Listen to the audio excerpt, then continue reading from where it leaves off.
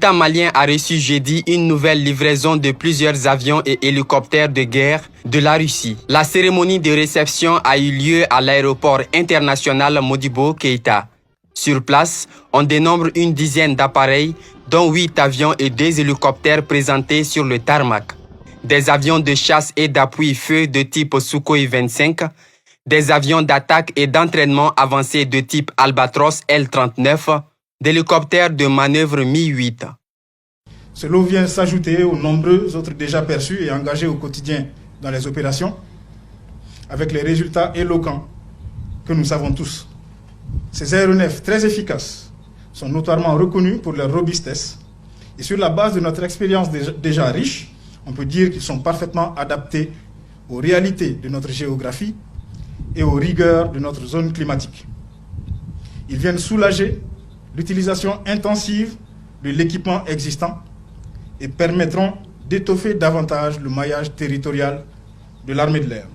Cette série d'approvisionnement de l'armée en matériel de guerre se poursuit depuis le début de la transition et le départ de l'armée française. Le Mali a retrouvé en son partenariat avec la Fédération de Russie un partenariat prolifique en matière d'acquisition et sur les résultats sur le théâtre des opérations. Tout en restant fidèle à la doctrine d'emploi de l'armée malienne, qui renonce volontairement à toute forme d'intervention militaire expansionniste, nous devons renforcer et équiper cet attribut de l'État face aux nouvelles formes de menaces, source d'insécurité de notre époque. Dans son adresse à la nation à la veille de la fête de l'armée, le président Assimi Goïta se réjouit de la montée en puissance de cette armée en lutte contre le terrorisme. La lutte contre le terrorisme étant un combat multiforme et de longue haleine, notre souci primordial a toujours été de disposer d'un outil de défense à hauteur de la menace. Fort heureusement, nous nous y attelons depuis le 20 août 2020. Les résultats qui en découlent de plus en plus sont encourageants au regard du dévouement des hommes engagés sur les théâtres d'opération.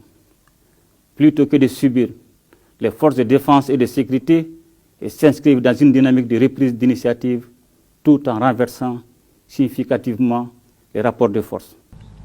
Ils nous permettront de réaliser... Selon le chef d'état-major de l'armée de l'air, les appareils livrés ont pour vocation d'appuyer les troupes au sol lors des opérations.